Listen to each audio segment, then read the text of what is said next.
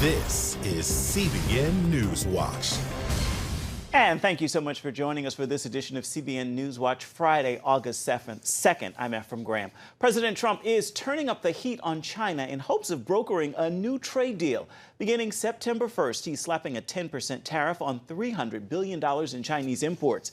This is in addition to a 25% tariff on $250 billion in Chinese goods. At a campaign rally in Cincinnati Thursday, he told supporters it is time to change things around. And if China no longer wants to trade with the U.S., quote, that will be fine with him. For the last 20 years, China's taken hundreds and hundreds of billions of dollars out of our country, and now we're stopping the theft of American jobs. 3, 2.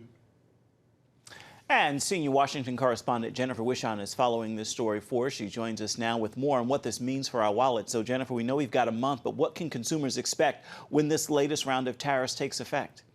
Yeah, well, Ephraim, as you mentioned, that earlier round of tariffs was really aimed to try to minimize the impact on ordinary consumers. It was aimed at industrial goods. But this time around, average consumers are going to feel it because it's going to be placed on everything from clothing to toys to smartphones. So get ready.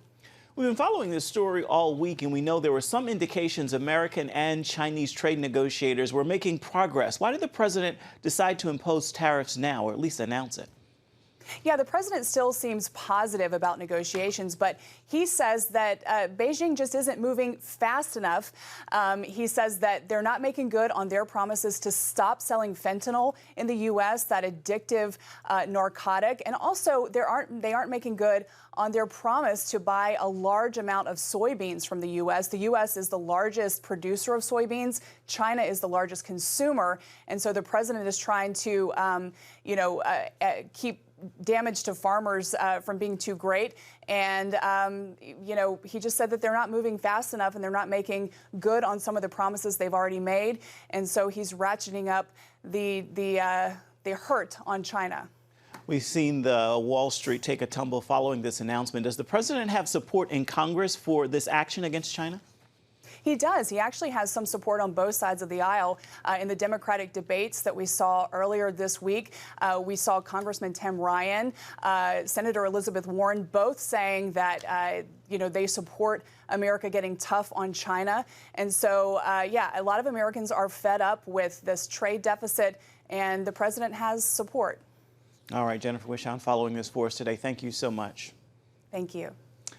Election security is top of mind for many lawmakers ahead of the 2020 elections. There are major concerns about the threat. CBN's Capitol Hill correspondent Abigail Robertson spoke with the vice chair of the Senate Intel Committee about why he believes elections are still vulnerable.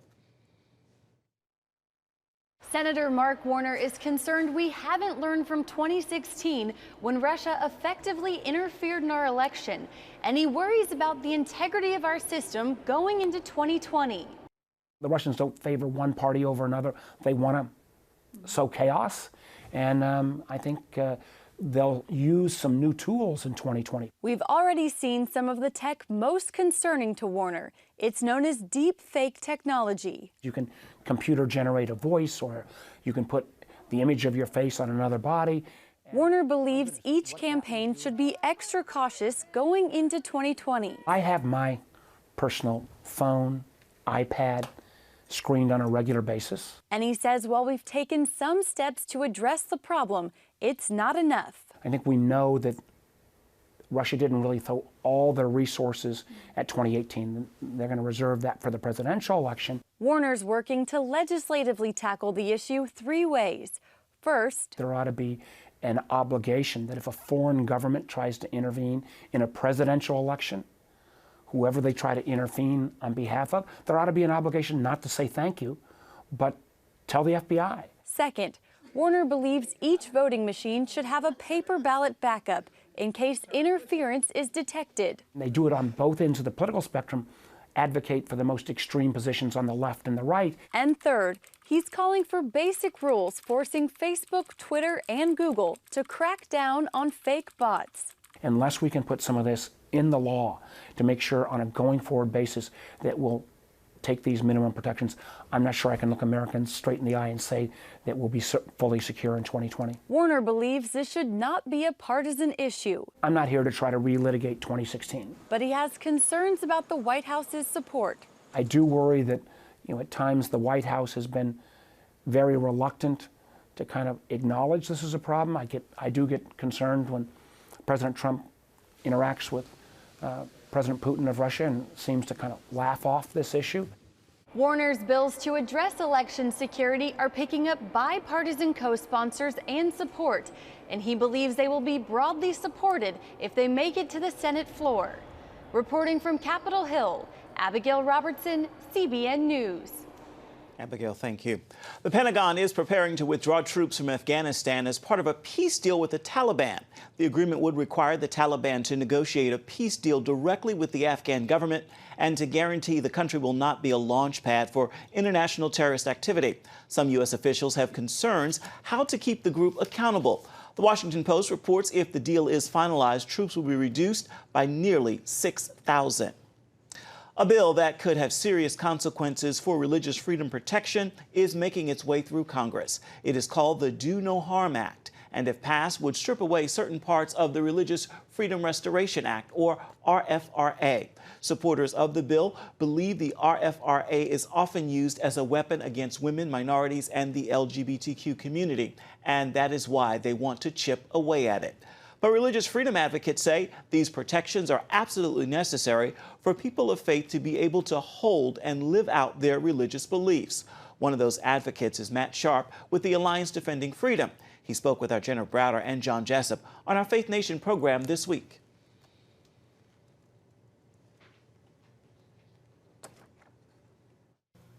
Matt, you say the name of this bill is misleading. Do no harm. Why is that? That's right.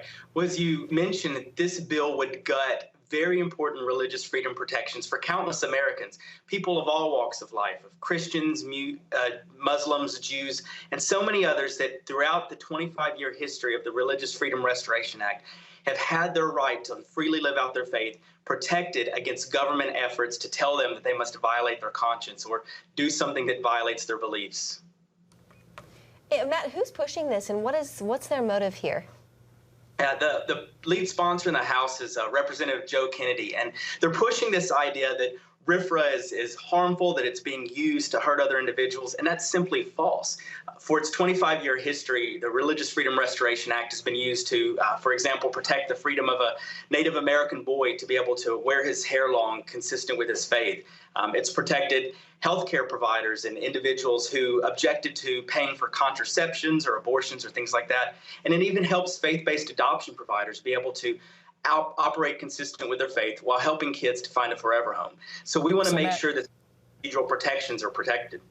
What would this look like if it passed? Can you give some examples of how people might negatively be affected, especially people of faith? Yeah, absolutely. So one of the examples of this would be, again, take the Little Sisters of the Poor. They object to paying for contraceptives, and they were able to succeed in their claim because of laws like RFRA. And so if the Do No Harm Act was enacted, then Little Sisters of the Poor and other religious groups that don't want to pay for abortions or contraceptives would be forced to do so in violation of their faith. There's many other examples of how people of faith would find themselves losing this important procedural protection if Do No Harm Act was passed. Matt Sharp with ADF, good to see you. Thank you so much again. Thank you so much. And you can watch more of the Faith Nation program this evening at 6 p.m. It is on the CBN News Channel. Family and friends gathered Thursday to honor the longtime co-host of the 700 Club, Ben Kinchlow. He died last month at the age of 82. The touching tribute to this man of God was held in the Regent University Chapel. Here's Mark Martin with the story. Some of you, if you're expecting a funeral today, you're in the wrong place, because today we're going to celebrate the life and legacy of Ben Kinchlow. Regent University's Pastor Mark Lawrence set the scene for the celebration service with the flag-draped casket of Ben Kinchlow before him. In addition to being a veteran, the man of God served as a minister, author, businessman, and well-known 700 Club co-host with Dr. Pat Robertson. It's Ben's homecoming, and brother, I just want to tell you, I'm looking down at this casket. We love you. I loved you. We were great together. You were my dear friend. We were partners, and we lived for the Lord. And your life is a testimony to the power of God Almighty. Thank you, Ben. We love you. God bless you. Thank you. A light has not gone out because Ben has gone on to eternity, because the legacy that he has left shines in Nigel, in Levi, in Sean, in the grandchildren who are here today. That was the greatest gift to me that he gave me. Freedom to ask questions without fear of being shut down, without retribution of going, you can't think like that. That's not how it goes. The freedom to explore, to keep finding the truth. The service was also a time to celebrate the humor of Kinchlow.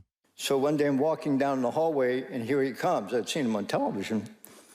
And he stopped and looked and said, "You are a man of God." I said, "Whoa, thank you very much." "Why are you saying that?" He said, "Because you wear boots." Throughout the Celebration of Life service, speakers remembered Kinchlow's love for Jesus Christ and his passion for sharing that love. You can say, "Lord Jesus, come into my life." He'll change your life. And if you will understand Ben Kinchlow, you cannot simply see him as a broadcaster. You cannot simply see him as a CBN man, even though he was all of those things. But you must recognize that Ben Kinchlow is a man that God found in the midst of bondage and brought him out of that bondage. And when God brought him out, he gave him a voice that has changed our lives. This is definitely a homegoing celebration. I will miss him in the flesh, not being able to pick up that phone and hear that strong, thunderous voice and the great accolades, but he has run his race, and he has already preached his own funeral by his life, by his giving, by him pouring into souls and saving souls through Jesus Christ, our Lord and Savior. Mark Martin, CBN News, Virginia Beach. Introducing the CBN Bible from CBN.com. Now, an easier way to study the Bible and grow in your faith. Highlight your favorite verse. Read separate versions at a glance. Click and read a commentary. Or cross-reference your favorite verse using the Strong's Concordance. All the right tools to study the Bible, all in one place. The CBN Bible, available at cbn.com/Bible or the iTunes App Store. It has the power to influence weight loss, boost your immune system, and improve brain function. We've seen an explosion of data on the role of the gut microbiome in health. The free Build a Better Gut booklet reveals the latest information about the gut microbiome. You'll discover how your gut affects the rest of your health. The gut microbiome has been linked to depression and cancer and heart disease. Learn how to build a stronger, healthier gut. The microbiome, if it's in good composition, are really protecting us all the time from more invasive things. Get the Build a Better Gut booklet, free from the Christian Broadcasting Network. Call 1-800-700-7000 or go to cbn.com/buildabettergut. You need to make sure that your microbes are working with you, not against you. And if you order online, you'll get immediate access to the Build a Better Gut series, a digital copy of the booklet, and related bonus material. Build a Better Gut today. Call 1-800-700-7000 or go to cbn.com/buildabettergut for your free copy. Here, we're committed to a heritage of rigorous scholarship dating back over 1,000 years. And to a faith tradition dating back 1,000 more. This is how we create a culture of inquiry where no topic is off limits. And a culture of hope. Anything's possible! It's Christian leadership. And it's changing the world for the better. It's higher learning. It's greater knowing. It's what makes us whole. It's what makes us Regent. Welcome back to CBN News Watch. This week, there was a report of an Israeli F-35 hitting Iranian targets inside Iraq. Joining us now to weigh in on exactly why that is significant is CBN Middle East Bureau Chief Chris Mitchell. So why is that significant, Chris? Well, Ephraim, it's significant significant. It could be the first time since 1981 that Israeli planes have actually hit a target inside Iraq. The reason they're doing that is that Iran is trying to push the envelope, and it looks like they're trying to give ballistic missiles, precision-guided ballistic missiles, to Iranian militias inside Iraq. And so that's really significant, and it just shows the determination of Israel to prevent Iran from actually coming within range of Israel with its ballistic missiles. They've been doing this many times in Syria. First time, perhaps, in almost 40 years that they've done that inside Iraq. It just shows that the war is expanding here in the Middle East between Israel and Iran. So this is the latest in the standoff in the Persian Gulf?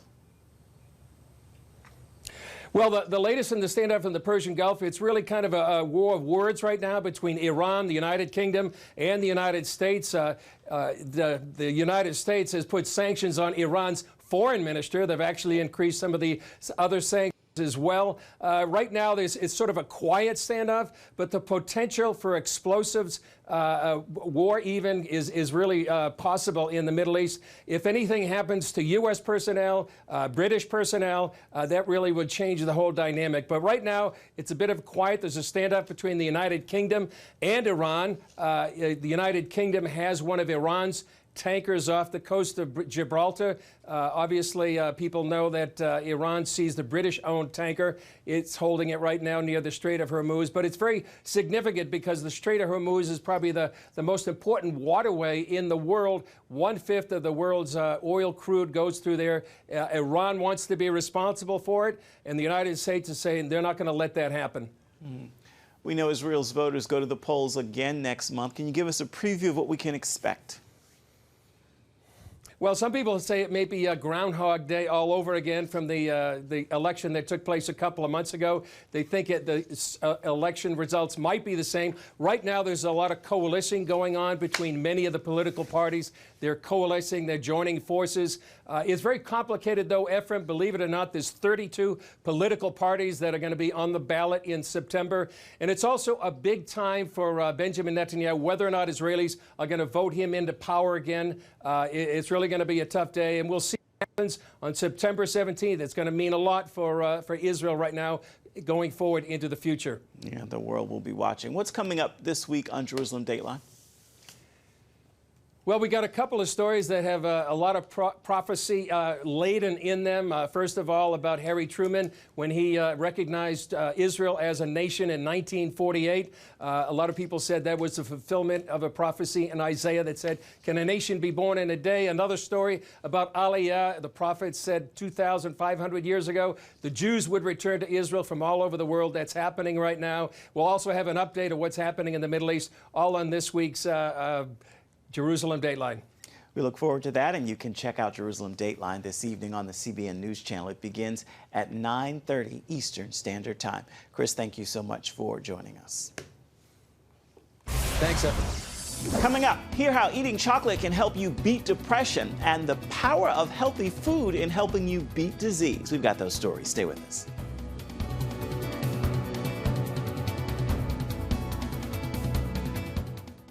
We will move the American embassy to the eternal capital of the Jewish people, Jerusalem.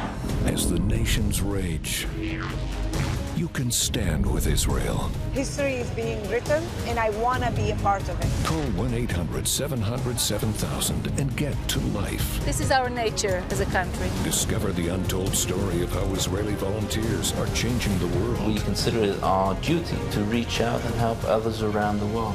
For a gift of $10 or more, you can own the acclaimed CBN documentary To Life. To treat a human, no matter what he is, which religion he has, which color he is, this is what I'm doing.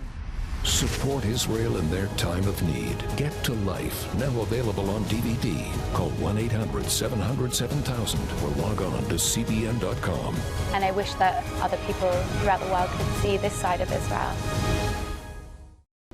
Orphans Promise is committed to loving and serving at-risk children, to helping keep families together, and to creating opportunities for strong and sustainable communities around the world. We're working in over 60 countries around the world, and with your help, we can do even more. There's an old African proverb I love that says, if you want to run fast, run alone. But if you want to run far, run together. At Orphans Promise, we want to run far so we can touch the lives of as many orphaned and vulnerable children as possible. But we don't want to go alone. We're out to change the world, one child, one family, one community at a time. Will you join us?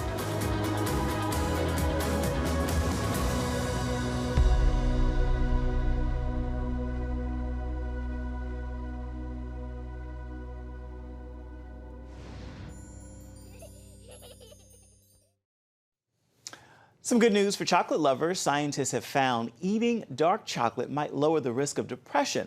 The study done in part by the Alberta Health Services in Canada found that people who ate chocolate were 50% less likely to report depression symptoms. The research team studied the data in nearly 13,000 of adults. Experts warn the findings are only a snapshot and further research is needed. New medical research reveals effective ways to fight back against cancer, heart disease, and depression. And the answer might be in your pantry. As CBN's medical reporter Lori Johnson now shows us, the key to self-healing is feeding our bodies the right foods. When it comes to life's big decisions, what to eat ranks pretty low on our to-do list. How do you decide what to eat? By whatever I have in my cabinet at the time. I eat whatever my wife makes for me. Do you snack? Definitely, sometimes. Well, most of the time I snack. According to Dr. William Lee, new science proves that's definitely the wrong approach. There's no superfood or super diet, but it's really about how our body responds to what we put into it. Research tells us we have within our bodies amazing natural defense systems designed to protect us against our scariest diseases. Here's the catch. They require nourishment from healthy foods, like olive oil. Because while medicines can be used to treat disease, foods can prevent the disease in the first place. In his book, Eat to Beat Disease, Dr. Lee lists 200 foods that fuel our natural defense systems, such as the microbiome, the mixture of good and bad bacteria in our gut. Fermented foods and fiber enrich the microbiome, and surprisingly, even sourdough and pumpernickel breads. Turns out that sourdough is made with Lactobacillus reuteri. In fact, it's that bacteria that creates that nice tangy taste. That bacteria boosts our immune system. Pumpernickel bread, which is made from rye flour, R-Y-E. Rye flour will actually decrease the levels of an unhealthy bacteria in our gut that creates a toxin that causes inflammation. We all know DNA contains our genetic code, but it's much more than that. Our DNA also tells our body what to do. Unfortunately, it's a fragile system, constantly under attack from things like UV rays, secondhand smoke, and gasoline fumes. Certain foods, like tomatoes, help our DNA stand strong under attack. Almost 36,000 men have been studied, and it was found that those who ate 2 to 3 servings of cooked tomatoes, that's tomato sauce, per week had a 30% decreased risk of developing prostate cancer. Thanks to our own stem cells, bodies can renew themselves. So when we were kids, we were taught that salamander and starfish regenerate, but people can't. Science is turning that upside down. We know that we do regenerate from the inside out using our stem cells. Turns out chocolate can be a super fuel for these cells. And I write about, in my book, a study looking at men who have coronary disease. And when they were given dark cocoa, the chocolate alone was able to double the number of stem cells in their bloodstream. And when they measured the reaction of their blood flow, they were able to double that as well. So it's quite remarkable. That flow travels through some 60,000 miles of vessels, delivering oxygen and nutrients to our cells. That highway is a system called angiogenesis. While it feeds vital organs, it can also feed cancer cells. We balance angiogenesis through a healthy diet. You don't want too much, you don't want too little, you want to have just right. Think about Goldilocks. Vitamin K2 is key to controlling angiogenesis, which you can get through Gouda, Jarlsberg, and Edam cheeses.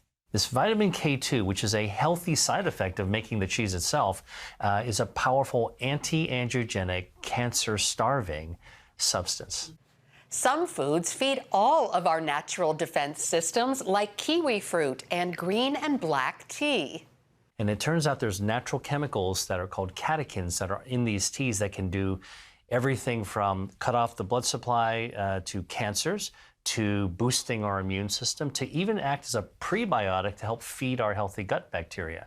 So by understanding which foods support our body's natural defense systems, we're better equipped to live strong, vibrant lives well into old age. Lori Johnson, CBN News. Could be a good day to sort out that pantry. Stay with us. There's much more of CBN News Watch coming up, and it's coming up right after this.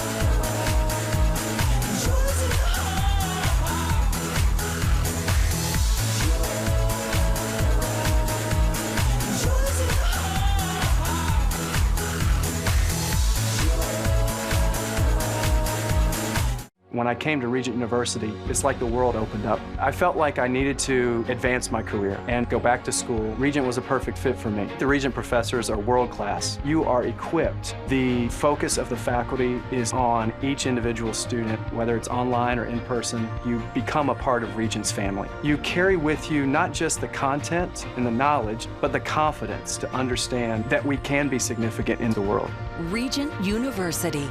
Follow your path. Perry and some members of her music team must pay nearly $3 million for copying a song by Christian rapper Flame. A court has decided the rhythmic instrumental in Perry's 2013 hit Dark Horse copies Flame's song called Joyful Noise. Perry, Capitol Records, and other music collaborators must pay the Christian rap artist. Perry will be responsible for paying just about $500,000 in that lawsuit.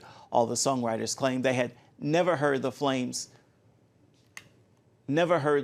song before, but Flame and his attorney approve they had ample opportunity to hear the track.